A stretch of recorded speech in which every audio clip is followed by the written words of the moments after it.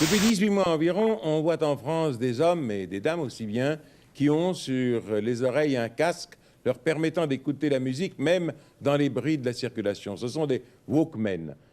La légende dit qu'un certain Akio Morita voulait écouter de la musique lorsqu'il joue au golf. Ça tombait plutôt bien puisqu'il avait dans son entreprise un petit service de recherche et développement. Ah oui, j'ai oublié de vous dire qui c'était. Bref, c'était juste un des cofondateurs de Sony. Et le 1er janvier 1979 sort au Japon le premier Walkman. Walkman, Walk around just, Walkman. Et plus rien ne sera comme avant. Non, plus rien. Pour les connaisseurs, le lecteur de cassettes stéréophonique est devenu l'indispensable signe d'appartenance à une certaine caste.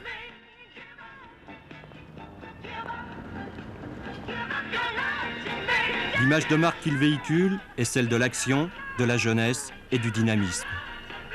À l'époque, les responsables marketing et financiers de Sony ne croient pas au produit. Akio Morita devra faire preuve de conviction et un peu de fermeté. C'est qui le patron? 2 ans à peine après sa sortie, en France, on compte déjà 1 million de personnes qui possèdent un Walkman. Si ça, c'est pas un succès, get up. Pour la petite anecdote, Sony voulait que son baladeur ait des noms différents pour chaque pays. Mais à peine sorti au Japon, le monde entier parlait déjà du Walkman. Alors la marque a décidé de garder ce nom pour tout le monde. Tout le monde. Parce qu'en fait, le monde entier, le jeu de mots, le monde, tout le monde, on n'avait plus de budget pour l'auteur. Ah oui, c'est vrai, pour la plupart d'entre vous, vous ne connaissez pas le monde d'avant. À cette époque, lorsqu'une marque lançait un produit, ça sortait pays par pays. C'était rare les sorties mondiales. La communication et les échanges n'étaient pas aussi rapides qu'aujourd'hui. Au début des années 80, pas d'internet. En France, on compte que 3 chaînes de télé. T'as vite fait le tour, hein. Et quelques magazines papier spécialisés. Autant vous dire que pour chercher une information ou un nouveau produit, il fallait un peu plus de temps que de taper une recherche sur Google. Par exemple, pour frimer auprès de vos amis, vous pouviez dire que vous aviez importé cet appareil avant tout le monde. Mieux, que vous l'aviez acheté pendant vos vacances. Ce qui était bien, c'est que les produits arrivaient genre 6 mois, 1 an après leur sortie. Ah, frimer à l'époque, ça avait une autre gueule. À partir de 1979, le paysage urbain va définitivement changer. Désormais, il faudra s'habituer à ces gens coupés du monde, casque sur la tête.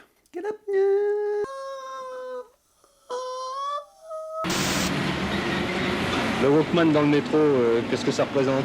Ah, c'est important parce que, je sais pas, tu vois là, c'est triste le métro, les gens ils sont pas...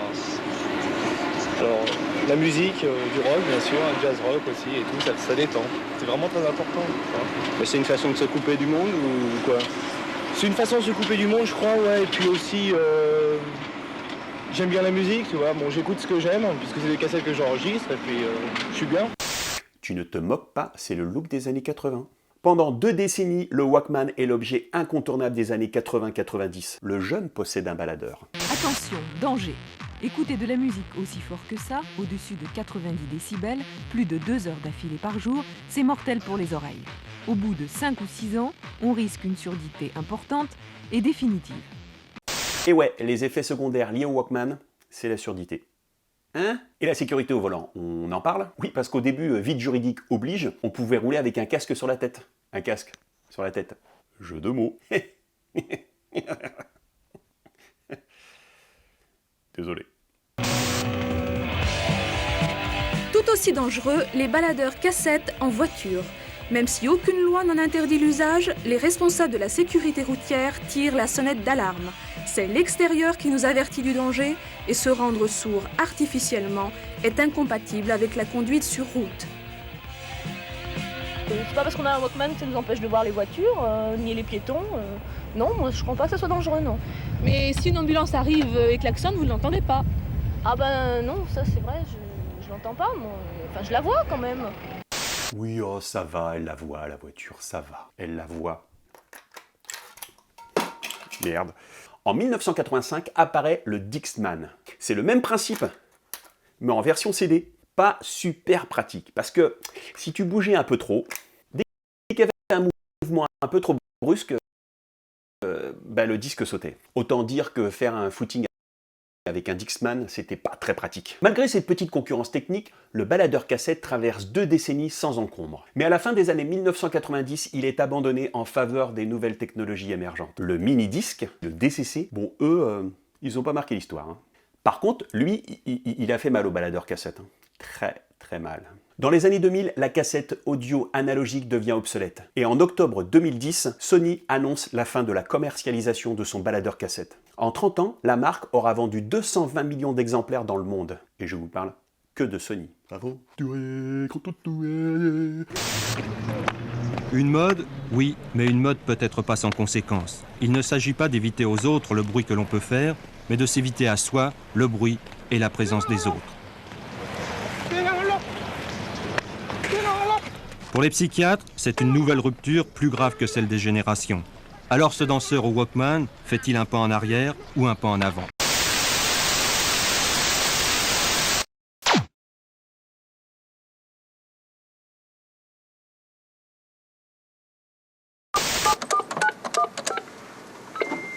Ce son appartient dorénavant au passé, le Minitel s'est tu la nuit dernière. Pour tourner cette page de l'histoire française des télécommunications, 3 hommes. Pendant 30 ans, ils ont assuré le bon fonctionnement du réseau. Hier soir, ils ont veillé à son extinction. Alors que le compte à rebours est lancé, quelques usagers sont encore connectés.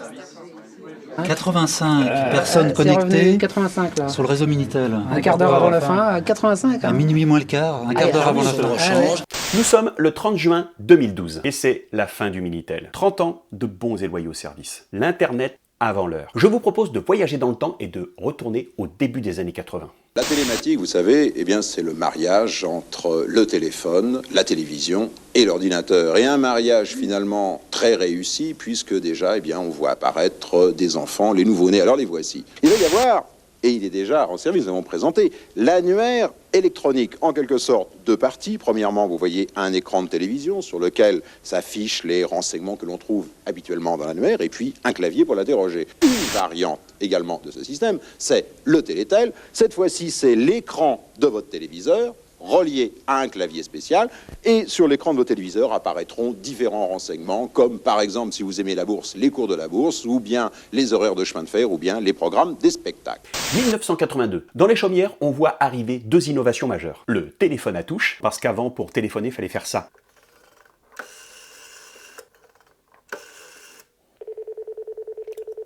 Oui, je sais, c'était un peu long.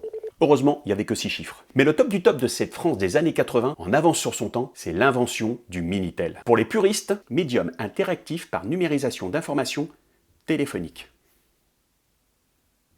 C'est une véritable révolution. Imaginez le monde des années 80, il n'y a pas Internet. Le seul moyen pour communiquer, c'est le téléphone filaire. Ah, c'est occupé. Et puis un jour, les PTT vous offrent gracieusement un Minitel.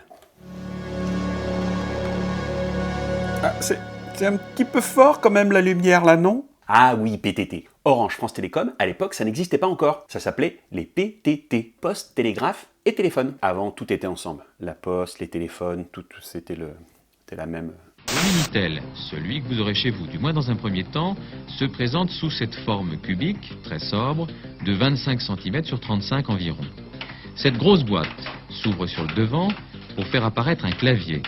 Tout cet ensemble, couplé avec le téléphone, permet d'interroger une banque de données riche de tous les numéros d'Ille-et-Vilaine. Ça, c'est pour l'immédiat. Mais dans l'avenir, il vous sera possible de disposer de l'ensemble du bottin français. Oui, il parle de l'Ille-et-Vilaine parce que c'était les premiers à disposer de cette technologie révolutionnaire. Grâce au Minitel, fini les annuaires. Ah oui, c'est vrai, je suis là pour vous resituer le contexte. À cette époque, pour connaître le numéro de téléphone de quelqu'un ou d'une entreprise, il fallait un gros bouquin, appelé annuaire, dans lequel il y avait tous les numéros de téléphone. Il y en avait un blanc pour les particuliers et un jaune pour les entreprises. Il y avait tellement de gens et d'entreprises qu'on ne pouvait pas mettre la France entière dedans. Ça, c'est simplement Paris en 1982 de I à Z. De A à H, c'en est un autre. C'était trop gros, trop lourd. On n'avait pas forcément envie d'avoir une bibliothèque des annuaires de France près de son téléphone, et qu'il faut renouveler tous les ans en plus. Alors on a édité des annuaires qui ne recensaient des numéros que par département. Si tu étais en Vendée, tu trouvais que des Vendéens. Si tu étais à Paris, tu trouvais que des Parisiens. Si tu étais de l'Ille-et-Vilaine, eh ben, tu ne trouvais que des Lille-et-Vilainiens. Je peux faire tous les départements comme ça. Ça c'est hyper lourd. Et les mecs, ils livraient ça chaque année. Tous les abonnés des PTT recevaient 2 annuaires. Bonjour l'indice carbone de l'annuaire. Bref, vous avez bien compris que c'était pas très pratique, ces histoires d'annuaires. Bon, ok, il y avait les renseignements, le 12, mais c'était payant. Oui, oh ça va, je sais, on n'a pas dépensé des millions juste pour numériser des annuaires. Le Minitel était un projet lancé sous la présidence de Valéry Giscard d'Estaing, président de 1974 à 1981.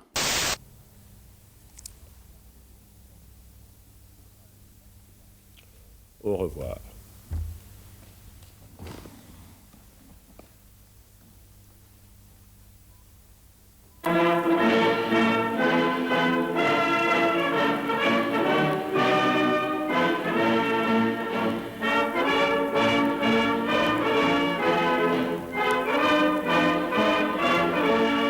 En plus de montrer que la France était un pays très innovant, le but du jeu c'était de vendre du Minitel dans le monde entier. L'idée était de proposer à tous un mix d'outils de communication personnelle, de sources d'informations utiles, de shopping à domicile et même de services bancaires. Mine de rien, il y a 40 ans, grâce au Minitel, la France va découvrir quelque chose qui sera développé beaucoup plus tard, Internet. Mais il n'était pas le jeu déjà? Nous avons essayé d'en faire un système de communication. C'est-à-dire que les personnes ont la possibilité d'une part de laisser des messages à d'autres correspondants et également de dialoguer entre elles à travers le système. Et ce point a un succès absolument considérable puisque pratiquement la moitié des personnes qui appellent le système sont engagées dans des processus de communication entre eux. Et ouais, c'est le début des forums, des chats et des mails. Bref, on découvre une nouvelle manière de communiquer. Pendant 10 ans, le Minitel connaît un succès grandissant. En 1993, on compte 6,5 millions de Minitel en circulation. On distribuait gratuitement les Minitel jusqu'en 1987. C'est pas tactile. Consulter l'annuaire était gratuit, enfin les 3 premières minutes.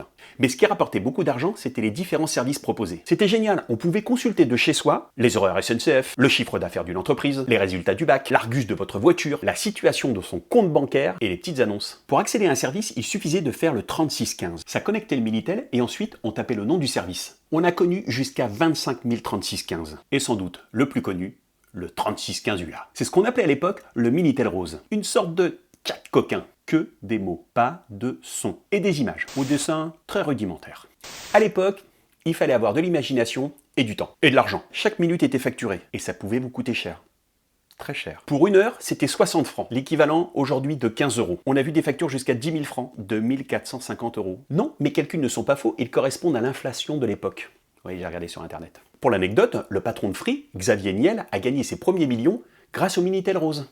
L'argent n'a pas d'odeur. De 1994 à 1997, c'est l'apogée du Minitel. Mais on voit se pointer Internet et les connexions illimitées sans frais supplémentaires. Une résolution d'écran bien meilleure, des connexions beaucoup plus rapides. La fibre, c'est 10 000 fois plus rapide. Progressivement, Internet pousse le Minitel vers la sortie. Et le 30 juin 2012 marque la fin du Minitel.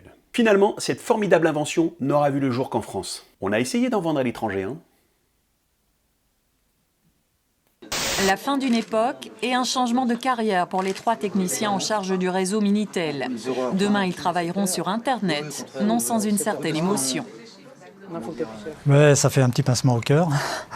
Là, on va dérouler les opérations de nettoyage maintenant, pour s'occuper l'esprit, parce que... Beaucoup d'émotions. Oui. 3615, connexion interrompue, définitivement.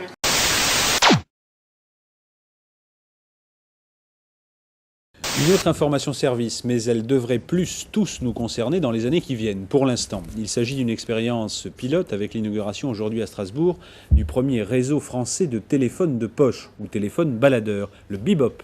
C'est son nom, pèse 170 grammes, il a été très judicieusement mis au point par France Télécom. Nous sommes au début des années 1990. À cette époque, le téléphone portable, c'est le Radiocom 2000. Allô? Allô? Allô? Allô? Allô? Allô? Je te reçois pas très bien. Un téléphone portable gros comme une brique et qui pesait le poids d'une brique. Et ça vous coûtait un bras, peut-être même 2. Je te reçois pas très bien là. En même temps, c'était pratique, tu pouvais faire de la muscu avec. Non, je bouge plus. À cette époque, pas de smartphone, pas de SMS, pas d'internet, pas de réseaux sociaux. Rien. Nada. Le néant numérique. Pour téléphoner, le seul moyen, c'était le téléphone filaire. Alors fallait être chez soi, chez des amis, dans un bar, au boulot, ou trouver une cabine téléphonique. Une sorte de boîte dans laquelle il y avait un téléphone. Et ça sentait pas toujours très bon. Tu insérais une pièce ou une carte à puce, et en fonction de la distance de ton appel, ça te coûtait plus ou moins cher. Tu l'achetais dans un bureau de tabac. Tu avais des unités dessus, des crédits, et évidemment, tes crédits partaient plus ou moins vite, en fonction de ton appel, de la distance. Il y a des gens qui passaient leur temps à collectionner des cartes à puce. Ah non, le forfait, ça n'existe pas encore. Non. Non. Quand vous attendiez un appel, fallait rester à côté du téléphone, chez soi, au boulot, dans un bar, chez des amis. Bref, fallait être près du téléphone, fallait attendre. Ça sonne pas là? Non. Voilà. Ça a sonné là? Non. Je crois que je vais me regarder un film sur mon magnétoscope VHS hi-fi stéréo PAL Secam NTSC Dolby Surround. Ah, ça a sonné là. Non. Oui, il y avait le répondeur, mais c'était un truc en plus et ça coûtait cher. Les bebop ou les téléphones de poche ont envahi les trottoirs de Strasbourg. Téléphoner y compris à l'autre bout du monde, sur un bout de trottoir, c'est possible avec ces mini combinés de poche. L'idée de France Télécom, c'était de proposer un téléphone portable financièrement accessible. Il y a une volonté, en fait, d'en faire un produit de grande diffusion. Derrière bebop évoque bien le dynamisme, la vitalité, le dialogue, puisque le bebop, bon, je veux dire, pour le danser, il faut être à deux. 300 bornes vont être installées et formeront un maillage complet de l'agglomération, permettant de téléphoner de n'importe quel endroit. Pour que ce téléphone fonctionne, il fallait être à proximité d'une borne publique. Pour la trouver, il fallait chercher un autocollant, une sorte de jeu de piste. Une fois trouvé, vous deviez vous déclarer à la borne. Genre, je suis là. Non, il n'y avait pas encore les petites barres pour vous dire si vous aviez du réseau. Ou pas. Petit détail non négligeable, il ne fallait pas trop s'éloigner de la zone d'appel. 200 mètres, max. On ne pouvait pas se déplacer. D'une borne à l'autre. Non. On ne pouvait pas. Pour recevoir un appel, même démarche. Fallait trouver une borne, se connecter et attendre sans trop se déplacer. Ça y est, je suis sur place. Non, je bouge pas. Tu peux m'appeler. Non, je préfère que tu m'appelles. Allez, faut raccrocher maintenant. Non, toi d'abord. 1, 2... T'as pas raccroché. Oh, c'est pas bien ça, hein, t'as pas raccroché. Bon, je raccroche parce que sinon ça va me coûter une blinde. C'était le principe. À la même époque apparaît une technologie concurrente. Et un petit peu plus pratique. Le GSM. En fait, c'est les débuts du téléphone portable que l'on connaît aujourd'hui. Mais ça coûtait très cher, 4 fois plus cher. Et oui, encore une histoire d'argent. Le bebop connut un certain succès jusqu'en 1994. Mais les prix côté GSM se sont démocratisés. Et l'aventure s'est arrêtée en 1997. Mais quand même, on a compté jusqu'à 300 000 personnes qui utilisaient ce téléphone cabine portable. Bon, ils en espéraient 500 000. Ah, je crois que la mobilité a eu raison du bebop. Véritable révolution dans le mode de télécommunication, ce téléphone de poche accomplit un vieux rêve, un rêve accessible.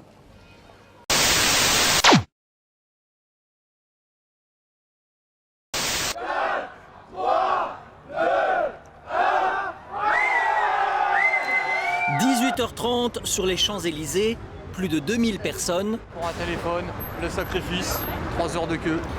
Nous sommes le 28 novembre 2007. Ce jour-là marque la sortie en France du tout premier téléphone Apple. Alors comment expliquer à celui qui ne connaît pas? L'iPhone, c'est d'abord un téléphone, mais pas n'importe lequel. Il permet d'envoyer et de recevoir des appels, il permet d'envoyer et de recevoir des SMS, il permet d'envoyer et de recevoir des mails, il permet de surfer sur Internet. En fait, c'est un téléphone. Oui, mais quand tu l'as, t'es quelqu'un qui a un iPhone. Il est beau, il est cher. Allô? 3 heures d'attente pour être parmi les premiers à l'arborer comme un trophée. 399 € plus 49 € par mois minimum, mais un téléphone pas comme les autres. À cette époque, on est encore loin des téléphones intelligents, des smartphones. Ok Nokia. Ok Nokia. Quelques marques comme Motorola, Samsung, Nokia ou BlackBerry se partagent le marché. Le BlackBerry, les mecs, ils avaient réussi à mettre un clavier entier sur un téléphone portable. C'était super pas pratique quand t'avais des gros pouces. Bref, jusqu'à l'arrivée de l'iPhone, les téléphones sont plus ou moins innovants, plus ou moins réussis et plus ou moins beaux. Mais lorsque le téléphone de la marque à la pomme débarque, mais c'est une révolution. Mais un téléphone pas comme les autres. Baladeur musical, album photo que l'on feuillette grâce à un écran tactile et l'accès à Internet illimité. Même le PDG de France Télécom s'amuse à jouer les démonstrateurs. C'est comme si vous aviez une peau élastique, vous tirez dessus, ça l'agrandit. En plus d'avoir un objet trop beau, trop classe, le top, et il faut bien l'avouer, c'était l'écran tactile. Alors oui, ça existait déjà. Mais là, ça fonctionnait vraiment bien. Tellement bien qu'on utilise tous des écrans inspirés du premier iPhone. C'est aussi l'apparition des applications. En 2007, c'est la première fois qu'on voyait ça. Il y a un petit icône, tu mets ton doigt dessus et... Oh, l'application elle s'ouvre. Qu'est-ce que c'est beau, c'est chouette. C'est Apple, c'est la marque à la pomme. Même si on était loin des résolutions d'aujourd'hui, l'écran était lui aussi révolutionnaire. Pour l'époque, ça avait une définition de dingue. 320 par 480. On pouvait regarder son téléphone comme ça, ou comme ça. Oh, le téléphone, il suivait le mouvement. Oh! C'était innovant, c'était magique, c'était beau, et c'était tellement facile à utiliser. Les points plus faibles, apparemment, la qualité d'écoute portée à l'oreille. Autre point faible, la vitesse du réseau. Par contre, il est Wi-Fi, ce qui fait qu'on peut l'utiliser dans un réseau, à la maison ou dans un café. Ça va, quoi. À l'époque, on avait beaucoup investi dans l'innovation. Chez Apple, on s'en fout un peu de l'écoute. Le truc le plus surprenant, c'est qu'il n'était même pas 3G. Edge, il était seulement en Edge. Alors pour charger une page internet, il vous fallait 2 heures. Non, j'exagère. Quoique. Bon, vous pouviez utiliser le Wi-Fi. Mais en 2007, il n'était pas aussi répandu qu'aujourd'hui. Oui, c'était un petit peu la loose. Hein. Il fallait juste se contenter de quelques applications, pas plus. Il n'y avait pas encore de App Store. On pouvait consulter la bourse. Il y avait déjà le Google Maps. Il y avait la météo, il y avait la boîte mail, il y avait les contacts, les SMS, les MMS. Il n'y avait même pas un jeu. Il faudra attendre 2008 pour télécharger les premières applications. Il n'y avait qu'un seul appareil photo. On ne pouvait pas encore faire de selfie. Enfin si, mais c'était plus compliqué. C'est peut-être pas la meilleure invention sur le smartphone, le mode selfie. Ça n'a pas empêché d'en vendre beaucoup, mais beaucoup.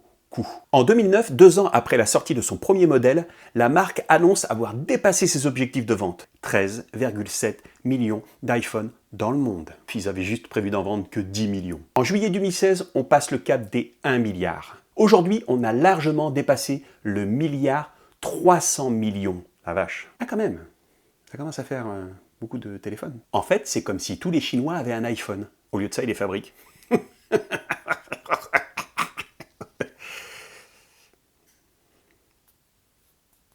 Désolé. Sans abonnement, il vous en coûtera 749 €. C'est cher, mais la marque à la pomme compte sur l'effet tribu qui caractérise le lancement de chacun de ses nouveaux produits.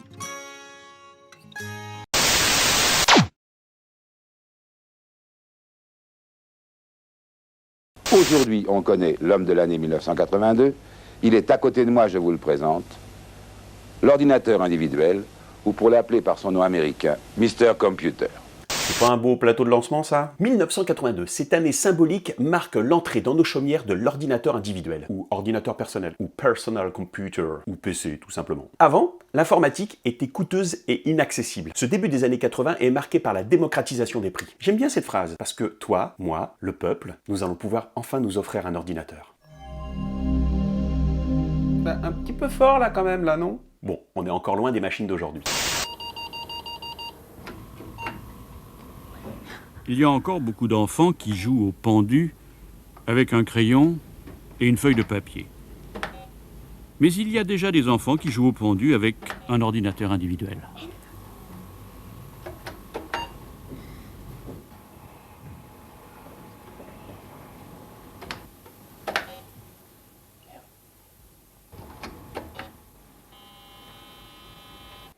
Ouais, je sais. Même à cette époque, ça devait être hyper ennuyeux comme jeu. On a un peu l'impression que la jeunesse du début des années 80 vivait au ralenti. Autant vous dire qu'à cette époque, tout le monde parlait de l'ordinateur. Tout le monde voulait en avoir un. Et on nous annonçait déjà qu'il allait révolutionner le monde. On savait pas vraiment ce que cette machine allait nous apporter. Mais ça allait être super. Ah ouais. On avait quand même de gros espoirs. Et pour nous éclairer, heureusement, il y avait des gens passionnés. Là, je vous ai trouvé le tout premier Geek 1.0.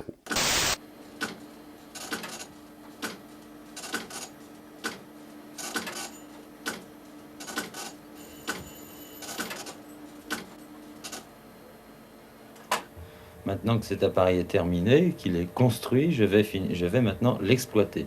Alors la première exploitation va être justement une exploitation radio-amateur.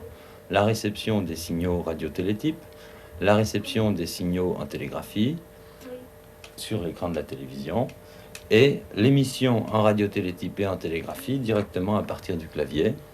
Ceci pour éviter, en ce qui concerne le radio-télétype, la machine bruyante que l'on connaît, le télétype classique que tout le monde connaît, qui est très bruyant. Et en morse, ma foi, c'est quand même un peu moins fatigant et plus amusant de le faire au clavier et à l'écran. Si vous comprenez cette conversation, ne prenez pas la route. En 1982, la vitesse d'un processeur d'un ordinateur individuel, c'est à peu près 1 méga. On est très loin des gigas et des multiprocesseurs. Rien que ton petit smartphone contient plusieurs processeurs de quelques gigas. En gros, tu avais un cœur, un processeur de 1 méga. Il y a les KO, il y a les mégaoctets, il y a les gigas. Alors les trucs comme la clé USB, t'oublies. Même pas en rêve. il n'y a pas encore de souris. Le lecteur de disquette, t'oublies. Windows, connais pas. Le disque dur, t'oublies. Pour stocker les données, tu utilisais un lecteur de cassette. Le jeu de poker se trouve sur une bande d'une mini-cassette tout à fait normale. Et je vais demander au système de charger cette bande. J'appuie sur la touche lecture. Rien que pour charger un logiciel, ça pouvait prendre jusqu'à 10 minutes. Tout ça juste pour un jeu de cartes. Ah ouais, sans l'électronique des années 80. Made in France quand même, hein. C'est beau ça. Le programme est en train de battre les cartes. Je vais parier une somme qui sera par exemple de 1000 $. Voilà les sommes que je vais gagner si j'ai quelque chose d'intéressant. Le système m'a sorti automatiquement des cartes. Il a vu lui-même qu'il y avait une paire. En conséquence, il me signale que je suis déjà en train de gagner une paire, c'est-à-dire je suis en train de gagner 1000 $. Je peux demander les cartes. Je vais demander par exemple le remplacement de la carte numéro 4. Donc je tape 4. Je vais changer aussi le valet qui est la carte 5. On est d'accord pour l'échange. Et je dis allez-y. À ce moment-là, le système change ses cartes, les remplace par d'autres, tirées au hasard bien entendu, et il constate que je n'ai qu'une paire. Donc, j'ai gagné 1000 $. Voilà donc un exemple d'un jeu, ici le jeu de poker, qui a été programmé sur un petit ordinateur. Vous voyez que la qualité de l'image est tout à fait excellente, et que le jeu est très simple à apprendre. Nous sommes typiquement dans ce que l'on appelle l'informatique individuelle.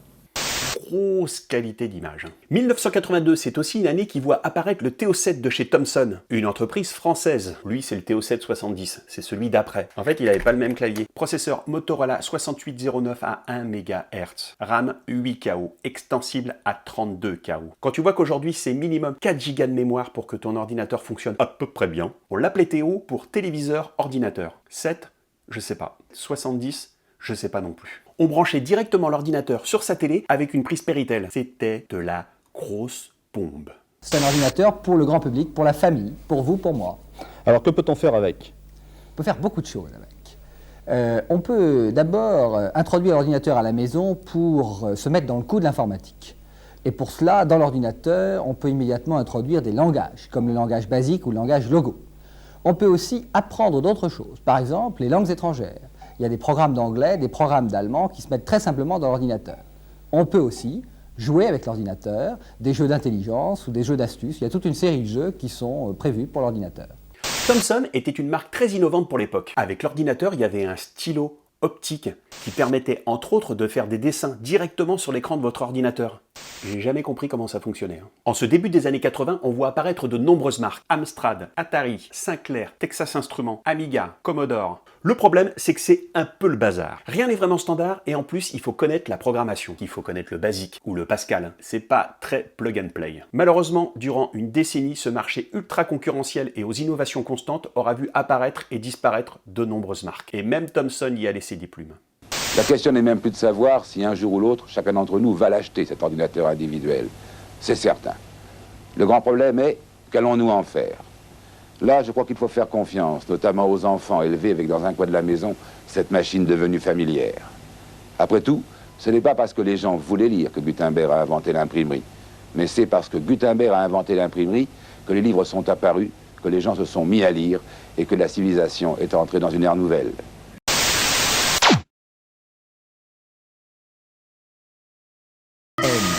MP3, l'industrie du disque veut ta peau. Parce qu'avec le MP3, le prix d'un disque peut baisser de 80%. C'est très simple, il suffit d'avoir un ordinateur connecté à Internet. Vous allez sur un site, vous sélectionnez un fichier que vous téléchargez sur votre disque dur gratuitement. Le tout sans payer le moindre droit d'auteur. 1993 apparaît le MP3. Parallèlement, Internet tisse sa toile. Et quelques années plus tard, le monde est connecté. 1999 apparaît un programme conçu par 3 développeurs, Napster. Désormais, le téléchargement illégal est accessible à tous. Plus rien ne sera comme avant. Avant 1999, quand tu voulais de la musique, tu l'achetais. Ou tu trouvais un copain qui avait le CD original. Et tu copiais sur un CD vierge à l'aide d'un graveur. Bref, tu piratais. Ou alors tu allais à la Fnac, tu achetais le CD, tu le gravais chez toi, et tu retournais au magasin pour te faire rembourser. Ouais, tu pouvais faire ça. À cette époque, si le CD ne te plaisait pas, tu pouvais te le faire rembourser ou éventuellement l'échanger. Ça n'a pas duré très très longtemps. Après, ils ont arrêté. Je sais pas trop pourquoi. Non, je l'ai jamais fait, non. Ah non, on me l'a raconté, c'est tout. Je suis honnête, moi. Bref, 1999, c'est le début de la démocratisation du piratage. Est-ce qu'on peut dire ça, démocratisation du piratage? Mais il existe une autre forme de piratage dont Vincent est un digne représentant. Il prend ses idées dans les magasins traditionnels, mais jamais plus il ne leur achètera un disque. Moi, j'ai connu les Fnac où sur plusieurs étages, il y avait des kilomètres de rayons de disques. Je vous parle d'un temps que les moins de 20 ans ne peuvent pas connaître. Désolé. Celui-là me plaît bien, je pense que je vais aller le télécharger. L'arme de Vincent, le MP3. 2 lettres et un chiffre qui font trembler l'industrie du disque. MP3, c'est un nouveau format de compression. Il permet de faire passer de la musique par Internet. Du coup, les internautes s'organisent, s'échangent des musiques, et pour se rencontrer, ils disposent même d'un supermarché virtuel, nom de code, Napster. C'est une bourse d'échange internationale de musique. Par exemple, à l'heure actuelle, il y a plus de 1300 personnes qui sont connectées et qui proposent un total de 106 000 chansons disponibles en téléchargement. Gratuitement. Gratuitement, bien sûr. J'ai plus d'une centaine de réponses sur Céline Dion. Ça va du premier album au dernier album qu'on trouve à l'heure actuelle en magasin. Donc là, je vais lancer le téléchargement de cette chanson-là, It's All Coming Back. Ce mec est en train de contourner la loi pour du Céline Dion. Et quelques minutes plus tard, dans le même temps, Vincent a fait tourner son graveur. Résultat. Donc maintenant qu'il est gravé, je le sors de mon graveur. Donc ça, j'ai gravé un titre dessus, j'aurais pu graver tout l'album de Céline Dion, il aurait fallu que je télécharge les autres chansons, donc là en l'occurrence j'en ai chargé qu'une. Ensuite, je vais le tester sur ma chaîne hi-fi. Hop, j'insère le disque, play, et est-ce que ça marche? Ça devrait marcher, voilà. Voilà pourquoi Vincent n'achète plus de disques en magasin. Coût de l'opération 10 francs, le prix du CD vierge. Bon, il y avait 2 écoles de pirates. Ceux qui avaient la DSL ou le câble, des vitesses de téléchargement assez rapides pour l'époque, 4 minutes pour environ 4 mégas, et il y avait les autres, ceux qui utilisaient le 56K. C'était pas très rapide. Comme son nom l'indique, le débit descendant était de 56 kilobits par seconde maximum. C'était pas rapide. Non, c'était super pas rapide. Il fallait entre 15 et 20 minutes de téléchargement juste pour un titre. Un titre. C'était long. Et si la connexion échouait pendant le téléchargement, ce qui arrivait très souvent, fallait tout recommencer. Être pirate, à l'époque, ça se méritait, hein. Surtout que les forfaits Internet en 1999, avec un 56K, n'étaient pas illimités. 50 heures d'Internet par mois. Et t'étais content. C'est pour ça que Céline Dion, ça n'aurait pas été mon premier choix. Non. Est-ce que vous savez ce que vous risquez en faisant ça? Pas vraiment, non. Pas du tout même, à vrai dire. 2 ans de prison et 1 million de francs d'amende. Ah, quand même, ouais. Encore faut-il attraper les gens qui téléchargent et qui gravent des CD. Est-ce que vous avez le sentiment de commettre d'une certaine manière un vol en faisant ça? Je persiste à dire que je trouve que le prix d'un CD est beaucoup trop cher par rapport à la part que prend l'artiste et la part que prend la maison de disques. S'il y avait un juste milieu et que l'artiste gagnait autant que la maison de disques, là, il faudrait encore y réfléchir, mais je pense que ça changerait pas mal de choses et le prix du CD baisserait pas de moitié, mais pas loin. Malgré la sanction possible, vous allez continuer? Ah oui, alors ça c'est sûr et certain, hein. Sans problème. Vincent, une sorte de Robin des Bois de la musique. Je vole pour redistribuer à moi-même. C'est vrai, faut bien avouer qu'à cette époque, il y avait un petit côté magique. On découvrait Internet et ce nouveau monde connecté. Tout était à portée de main sans bouger de la maison. On pouvait télécharger toutes les musiques que l'on voulait. En gros, c'est comme si on t'offrait la Fnac. On savait un petit peu que c'était illégal, mais la plupart du temps, on se voilait la face. C'était tellement facile. Et puis c'était à la maison. Qui pouvait savoir qui téléchargeait quoi, qui faisait quoi? Voilà. Le succès de Napster et du piratage était tel que dans certaines universités, le réseau était saturé tellement ça téléchargeait. Toute l'industrie du disque tremble devant ces jeunes sociétés rebelles qui envahissent Internet. Les ventes de CD baissent déjà et il est prévu qu'en 2005, 10% de la musique soit vendue sur le net. Et ça, ce n'est pas une bonne nouvelle pour tout le monde. Pour ce qui est de nous, on compte sur vous pour nous sauver. Il a pris de la drogue, Alain. Et ouais, à partir des années 2000, ça a été le début de la fin des grandes maisons de disques, qui arrivaient à limiter la casse côté piratage. Elles n'avaient pas vu débarquer le MP3 et Internet. C'est ballot. Des millions de manques à gagner, un véritable pillage. Aujourd'hui, c'est 13 millions de pirates rien qu'en France. 2,5 milliards de contenus consommés illégalement. 2 ans à peine après le lancement de Napster, en juillet 2001, le logiciel est retiré. La justice américaine l'interdit pour infraction à la législation sur le droit d'auteur. Mais le mal est fait, la voie est ouverte et on voit l'apparition de nombreux programmes comme Gnutella, Views, LimeWire. Pendant sa courte vie, le Napster illégal a compté jusqu'à 50 millions d'utilisateurs dans le monde. Ouais, parce que maintenant, en fait, Napster, il est devenu légal. Enfin, je crois qu'ils ont gardé le nom, c'est tout. Dans les années 2000, les connexions Internet sont de plus en plus rapides. Après le MP3 pour la musique, on voit apparaître de nouveaux formats, le MP4, cette fois-ci pour la vidéo. Et déjà, les premiers films sont disponibles sur Internet. Ces nouvelles technologies soulèvent de nombreuses questions. Faudra-t-il demain redéfinir la notion de droit d'auteur? La création est-elle vraiment en danger? Ou saura-t-elle s'adapter comme elle l'a toujours fait?